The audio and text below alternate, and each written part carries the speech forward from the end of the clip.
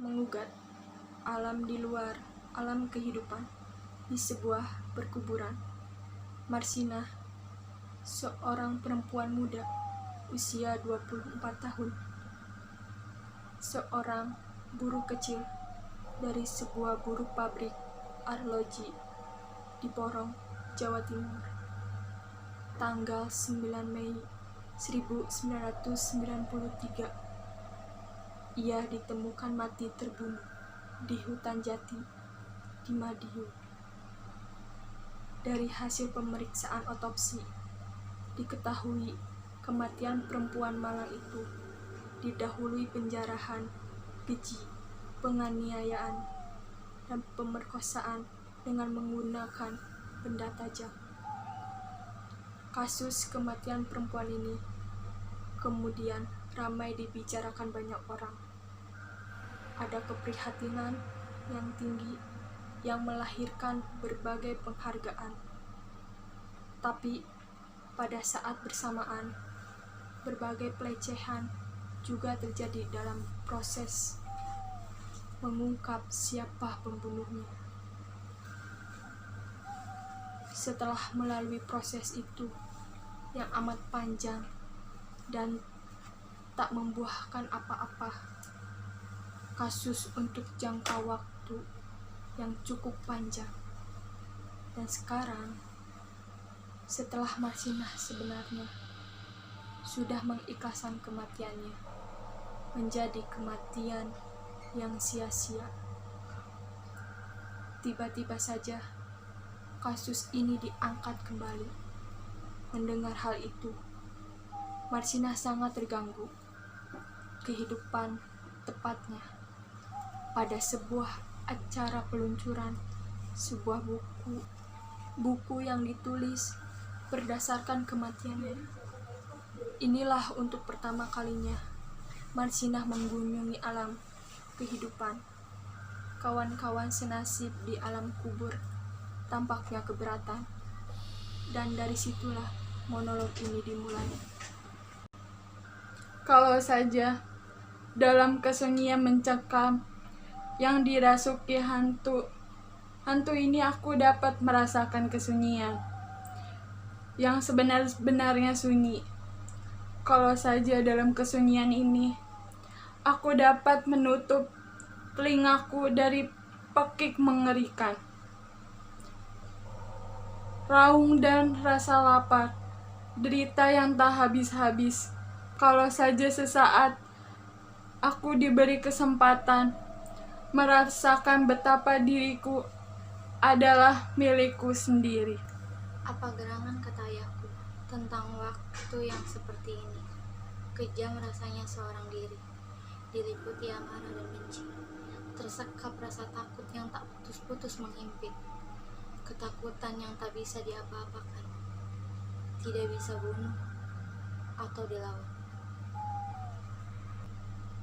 Suara-suara itu, dia datang lagi, seperti derap kaki 1000 serigala menggentarkan bumi.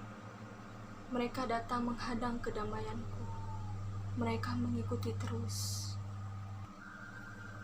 Bahkan sampai ke liang kubur ini, mereka mengikutiku terus. Kalau betul maut adalah tempat menemui kedamaian, kenapa aku masih seperti ini, terhimpit? Di tengah pertarungan-pertarungan lama, kenapa pedih dan luka lamaku masih terasa menggerogoti hati dan perasaanku? Kenapa amarah dan kecewaku masih seperti kobaran api membakarku? Dengan berbagai cara, Nepoirah, nenekku, mengajarkan kepadaku tentang kepasrahan. Dia mengajarkan kepadaku bagaimana menjadi anak yang menerima dan pasrah. Pasrah itu yang kemudian menjadi kekuatanku yang membuatku selalu tersenyum menghadapi kepahitan yang bagaimanapun. Kemiskinan keluargaku yang melilit, pendidikanku yang harus terputus dengan di tengah jalan. Perempuan ini jugalah yang mengajarkan kepadaku betapa hidup membutuhkan kegigihan. Tapi kegigihan seperti apa yang kuberikan sekarang? Pada saat mana aku sudah menjadi arwah seperti ini, dan mereka masih mengikutiku terus. Sulit mungkin membayangkan bagaimana dulu kemiskinan melilit keluargaku. Bagaimana setiap pagi dan sore hariku harus berkeliling menjajakan kue bikinan nenekku demi 100-200 perak. Aku nyaris tak pernah bermain dengan anak-anak sebayaku. Kebahagiaan masa kecil hilang, tapi aku ikhlas karena dengan uang itu aku bisa menyewa sebuah buku dan membacanya sepuas-puasnya. Berupaya meningkatkan pendidikanku yang pas-pasan, merindukan kehidupan yang lebih layak. Berlebihankah itu? Memiliki cita-cita, memiliki harapan-harapan, berlebihankah itu? Lalu kenapa cita-cita yang akhirnya memperkenalkanku pada arti kemiskinan yang sesungguhnya? Kenapa harapan-harapanku justru menyeretku berhadapan dengan ketidakberdayaan yang tak terelakkan? Itulah kali terakhir aku datang ke Nganjuk. Ketika nenekku tidak seperti biasanya, berkeras menahanku. Dia bicara banyak tentang firasat. Aku tahu dia membaca kegelisahanku, tapi aku terlalu gusar untuk menggubris nasihat-nasihatnya. Dan sampai akhirnya aku meninggalkan Nganjuk. Aku tidak pernah menjelaskan kepadanya kenapa saat itu Sidoarjo menjadi begitu penting untuk Kukatakan, apa yang dimengerti perempuan tua itu tentang hak bicara, tentang pentingnya memperjuangkan hak. Dia hanya mengerti turun ke sawah sebelum matahari terbit dan meninggalkannya setelah matahari terbenam, karena perut 3 orang cucu yang diasuhnya harus selalu terisi. Barangkali kalian menganggap apa yang kulakukan ini tidak masuk akal. Barangkali kalian menganggapnya perbuatan sinting, tapi aku harus pergi.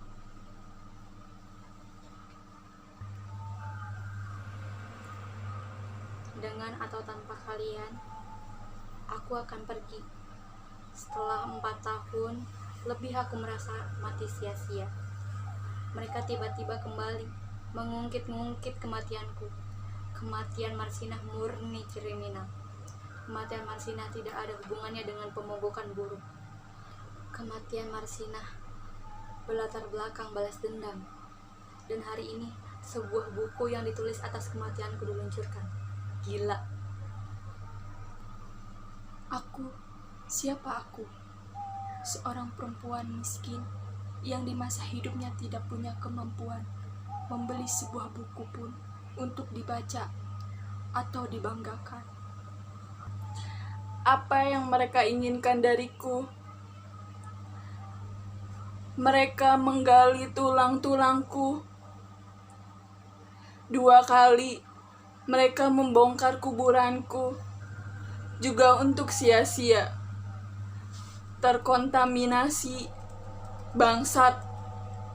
Ini mungkin bagian yang paling aku benci. Mereka selalu menganggap semua orang bodoh. Mereka selalu menganggap semua orang bisa dibodohi. Tapi itulah mungkin betapa kita-kita ini sesungguhnya adalah orang-orang pilihan. Orang-orang yang dipilih untuk sebuah rencana besar. Dan sekaranglah saatnya. Pada saat kita sudah tidak eksis, pada saat kita sudah tidak mungkin dibunuh, karena kita toh sudah dibunuh. Mereka boleh dongkol atau mengamuk, sekalian mendengar apa yang kita ucapkan, tapi menggebuk kita. Masa arwah mau digebuk juga? Suara-suara itu, mereka mengikutiku terus. Aku tahu mereka akan menggangguku lagi. Aku tahu mereka akan terus menggangguku. Aku tidak takut, dan aku tidak akan berhenti. Aku akan berdiri di tengah peluncuran buku itu, dan aku akan menghadapi mereka semua. Suara-suara itu, mereka mengikutiku terus. Aku tahu mereka akan menggangguku lagi. Aku tahu mereka akan terus menggangguku. Aku tidak takut, dan aku tidak akan berhenti. Aku akan berdiri di tengah peluncuran buku itu, dan aku akan menghadapi mereka di sana. Algojo-algojoku, orang-orang yang dulu begitu bernafsu menghabisi hidupku, berbaur dengan mereka yang dengan gigih telah berusaha menegakkan keadilan atas kematianku. Lalu aku akan menikmati bagaimana mereka satu demi satu berpaling menghindari tatapanku. Aku menundukkan kepala atau lari lintang pukang dikejar dosanya sendiri. Dan sebuah peluncuran buku yang lazimnya dipenuhi tawa, tepuk tangan, dan sanjungan itu akan berubah menjadi sebuah upacara mencekam. Marsina muncul menggunggat.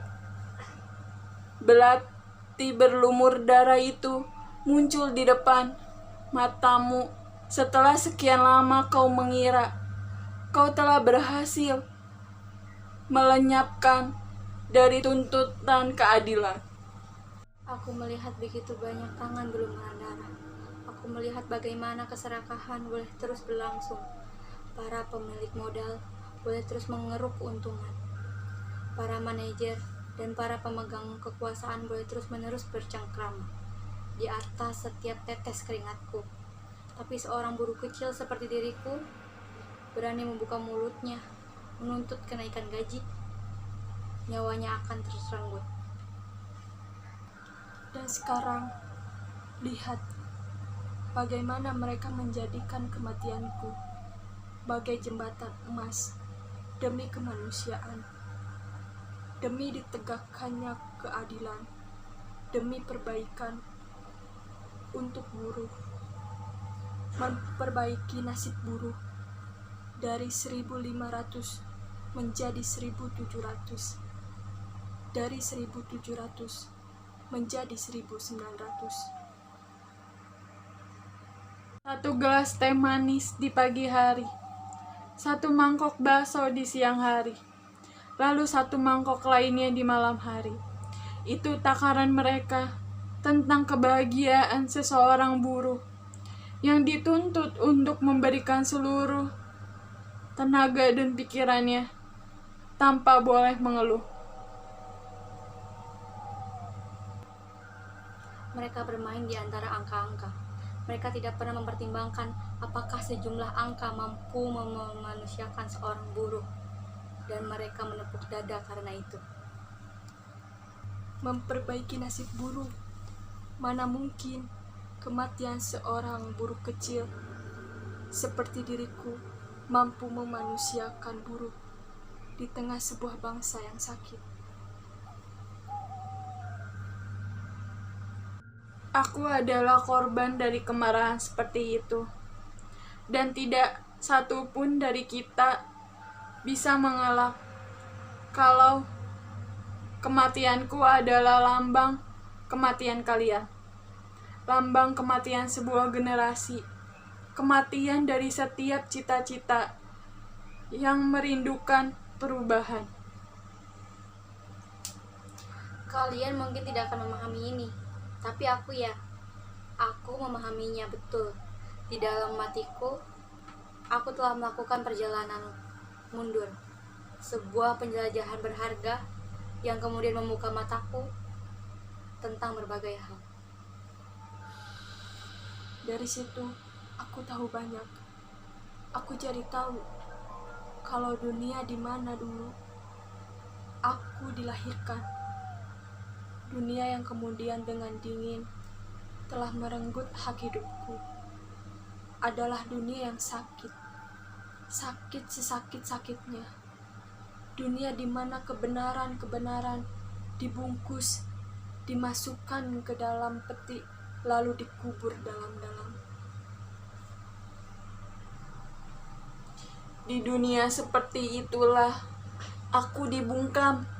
Tidak cukup hanya dengan geratakan, dengan penganiayaan dan pemerkosaan yang dengan membabi buta telah mereka lakukan. Untuk yakni mulutku tidak lagi akan terbuka. Mereka mencabut nyawaku sekaligus.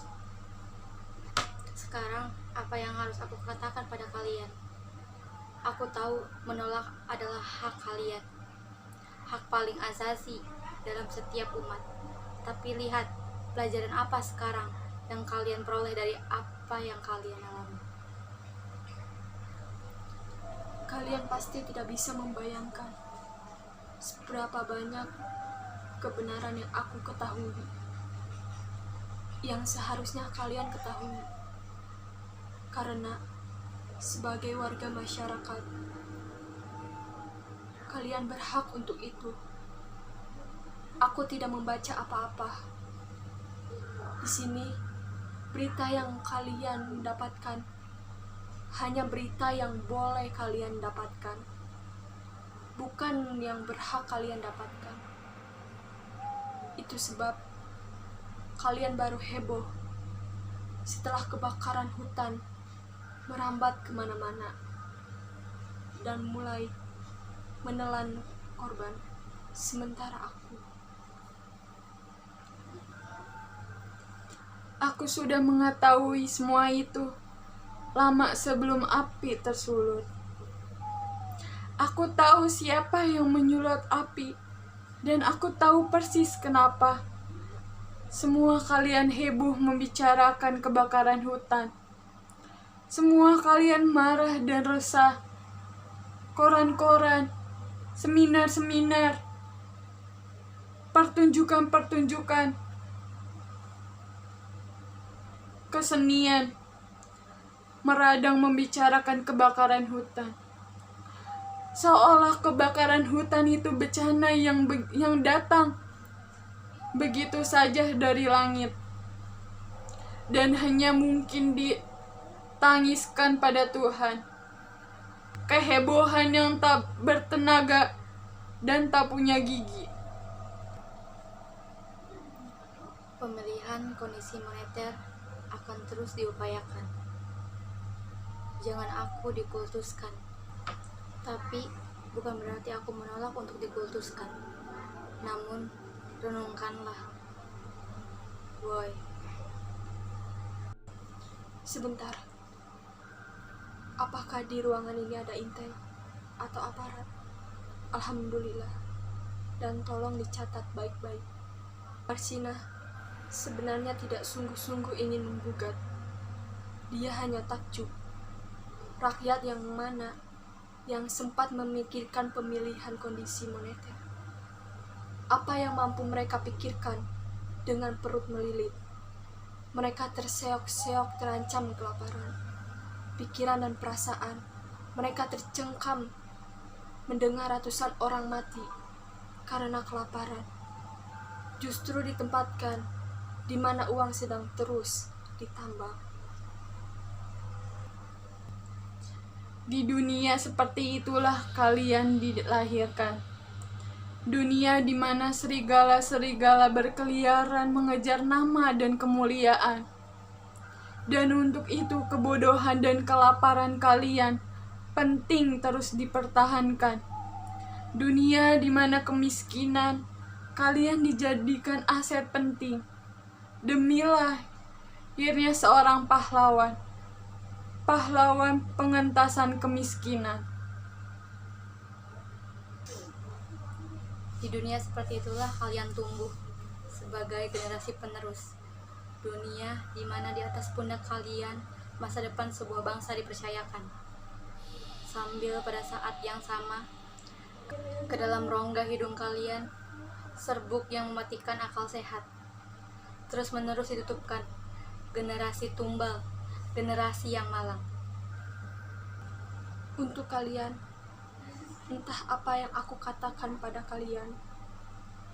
Terus terang, berhadapan dengan kalian adalah bagian yang paling aku takutkan.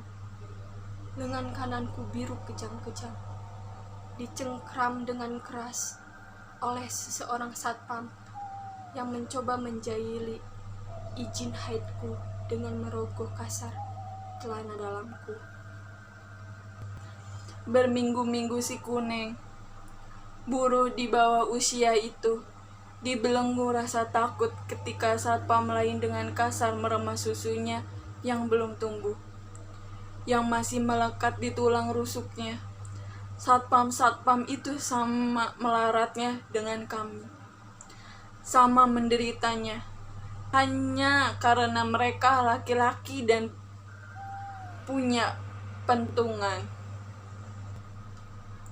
Mereka merasa berhak ikut-ikutan melukai kami, ikut-ikutan memperlakukan kami bagai bulan-bulanan, tapi bukan Subianto.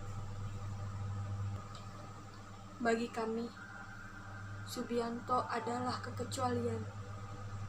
Subiantolah yang membawa Kunang ke ahli jiwa. Ketika perempuan itu satu saat betul-betul terguncang, dia mencari pinjaman ke sana ke sini. Untuk itu, bagi kami, Subianto selalu menjadi pelindung. Dan dia dituduh sebagai salah satu pembunuhku. Gila, lalat hinggap dimakan, malamnya dia tidak akan mengusirnya. Itulah Subianto. Aku menyaksikan bagaimana lembaga peradilan berubah menjadi lembaga penganiayaan. Aku menyaksikan bagaimana saksi-saksi utama dibungkamkan, dilenyapkan. Menyaksikan saksi-saksi palsu berdiri seperti boneka, remuk dan ketakutan. Dan Subianto ada di sana. Lelaki berhati lembut itu disiksa di sana. Dianiaya, ditelanjangi, disetrum kemaluannya, dan dipaksa mengakui telah ikut membunuhku. Mereka menciptakan cerita-cerita bohong. Mereka memfitnah. Mereka menghakimi orang-orang yang tidak pernah ada. Kalian semua tahu itu bohong. Kalian tahu persis itu rekayasa. Aku tahu kalian akhirnya membebaskan Subianto dari rekayasa sinting itu. Lalu bagaimana dengan aku? Bagaimana mungkin nyawaku lepas begitu saja dari tubuhku tanpa seorang pelaku? Apa yang akan kalian katakan tentang itu? Bahwa hukum itu gagap? Bahwa lembaga peradilan itu gagap? Bahwa di atas meja, di mana mestinya ditegakkan, disitulah uang, darah, dan peluru lebih dahulu saling melumuri. Demi Tuhan, aku tidak bisa membayangkan bagaimana kelak kalian akan mempertanggungjawabkan itu pada anak cucu kalian. Lembaga peradilan adalah harapan terakhir bagi orang-orang kecil seperti kami. Satu-satunya tempat yang harusnya memberikan pada kami perlindungan. Tapi apa yang kami dapatkan? Apa yang kami dapatkan? Nanti dulu, aku seperti menyaksikan sebuah pemandangan bagus. Bukankah Bapak yang duduk di pojok itu adalah seorang anggota DPR? Atau Jangan-jangan beliau ini adalah anggota DPR dari partai terlarang itu. Lagi-lagi Kuneng, lagi-lagi perempuan malang itu, mengingatkanku betapa menyakitkannya menjadi seorang tak berdaya. 1 tahun Kuneng berhasil menunda pengosongan kampung hijau itu, kampung di mana orang tuanya memiliki sepetak tanah yang dibeli dengan cara cicilan. Bolak-balik Kuneng ke kantor DPR. Dia yakin betul para wakil rakyat itu mampu membelanya, memperoleh ganti rugi yang lebih layak. Satu hari, sepulang kerja, Kuneng terperangah kecewa. Kampung ijo itu sudah rada digilas traktor. Kuneng akhirnya mati gantung diri, dan sampai akhir hayatnya dia tidak dapat memahami permainan apa sebenarnya yang terjadi di atas semua perkara itu. Sejak itu, setiap kali gedung raksasa di Jakarta itu disorot di layar kaca, hatiku geram. Katanya gedung itu gedung rakyat. Katanya di gedung itu nasib rakyat dibela. Tapi apa yang menimpa Kuneng, bagiku cukup untuk tidak percaya pada apapun yang terdapat di gedung itu. Katakanlah nasib kami sebagai buruh tidak ada di dalam catatan. Tidak dianggap sebagai bagian dari rakyat yang membutuhkan pembelaan. Tapi aku menyaksikan bagaimana harkat orang-orang dirampas, menyaksikan rumah-rumah digusur, ibu-ibu menangis, anak-anak kucar-kacir kebingungan.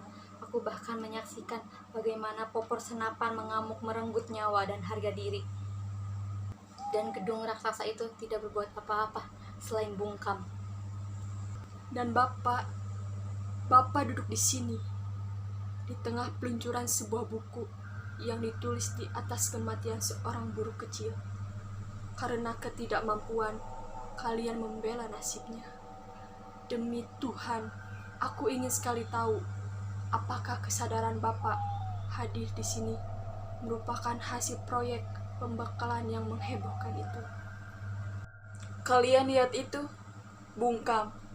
Apa aku bilang wakil rakyat itu mestinya dibekali rakyat, bukan sebaliknya. Sebuah buku ditulis atas kematianku, lalu diluncurkan. Lalu kalian semua hadir di sini menunjukkan keprihatinan. Keprihatinan apa? Kalau ada yang berhak untuk prihatin di sini, akulah perempuan malang itu. Aku Marsina. Demi Tuhan, aku ingin sekali bertanya, apa sebenarnya yang kalian pikir telah kalian perbuat untukku? Penghargaan-penghargaan itu, buku yang diterbitkan itu, atau jerih payah yang kalian berikan untuk menjadikanku seorang pahlawan? Aku tidak pernah bercita-cita jadi pahlawan. Aku nyawa yang tersumbat. Aku kehidupan yang dihentikan dengan keji hanya karena aku mengira aku punya hak untuk mengatakan tidak. Hanya karena mengira aku berhak untuk punya harapan. Berhak punya jiwa dan raga. Memperjuangkan sedikit tambahan uang untuk meningkatkan pendidikanku yang pas-pasan. Aku menyaksikan kawan-kawanku di PHK di bawah ancaman moncong senjata. Dan aku mencoba membelanya. Aku hanya mencoba membelanya. Dan karena itulah aku dianggap berbahaya dan layak untuk dibunuh. Kalian tahu apa sebenarnya yang paling menyakitkan dari semua itu? Kalian membiarkan dan menerimanya sebagai kebenaran. Kebenaran sinting, kebenaran yang tidak bisa disuruh atau diapa-apakan. Kekuatan apa yang kira-kira mampu meremukkan tulang kemaluan seorang perempuan hingga merobek dinding rahimnya kalau bukan kebiadaban? Ingat betul bagaimana rasa takut itu menyergapku ketika tangan-tangan kasar tiba-tiba mengepungku dari belakang, mengikat mataku dengan kain kencang, lalu mendorongku masuk ke dalam sebuah mobil yang segera meluncur entah ke arah mana. Tidak ada suara, tidak tahu seberapa jauh aku dibawa. Tapi aku ingat betul, ketika mobil itu berhenti, aku didorong keluar kasar sekali. Aku diseret, asal aku tidak ingat seberapa jauh aku diseret-seret seperti itu. Aku kemudian mendengar sebuah pintu dibuka tepat di hadapanku. Aku tidak tahu apakah kepalaku membentur tembok atau sebuah pentungan telah dipukulkan ke keningku. Aku hanya tahu aku tersungkur di lantai. Ketika aku mencoba bergerak, beberapa kaki bersepatu berat dengan sigap menahanku, menginjakku, menginjak kedua tulang keringku, perutku, dadaku, dan juga kedua tanganku. Kebiadaban itu tidak mengenal kata puas. Aku bahkan sudah tidak bisa menggerakkan ujung tanganku ketika dengan membabi buta mereka mengerayangi seluruh tubuhku. Tuhan, hentikan ini. Aku merintih dalam batinku. Aku meronta. Aku terus meronta. Aku berteriak-teriak sekuat tenagaku. Meski aku tahu suaraku tidak akan terdengar. Suaraku bertarung melawan kain yang disumpal di mulutku. Mulut dan rahangku akan terkoyak. Aku terus melawan. Terus, sampai aku akhirnya kehabisan semuanya. Suaraku, tenagaku, semua. Aku biarkan mereka melahapku sepuas-puasnya. Aku biarkan tulang-tulangku diremuk-remukkan. Dan sebuah benda besar, tajam, keras, yang aku tidak mampu membayangkan apa dihujamkan menembus tulang kemaluanku. Tuhan, kenapa? Kenapa aku? Aku ingin sekali menangis, tapi aku tidak mampu. Aku terlalu remuk, bahkan untuk meneteskan setetes air mata pun. Darah. Aku melihat darah di mana-mana. Darah itu menghitam dan kotor. Kotor sekali. Dia melumuri perutku, melumuri kedua pahaku bagian dalam, berceceran di lantai, belepotan di pintu, di kaki meja, di mana-mana. Itulah saat-saat paling akhir aku bisa merasakan sesuatu yang terlalu menyakitkan, sesuatu yang menakutkan, yang kebiadabannya demi Tuhan tidak layak dialami siapapun. Aku merasa hina, aku merasa kotor, dan aku sendirian. Aku betul-betul sendirian. Aku berusaha mengangkat tubuhku mencari entah apa, entah siapa yang kucari. Nenekku, Werah, dan adik-adikku, ayahku, kawan-kawanku. Di mana kawan-kawanku? Di mana kalian waktu itu? Tuhan, kenapa? Kenapa kau biarkan kebiadaban merobek-robek kesucianku?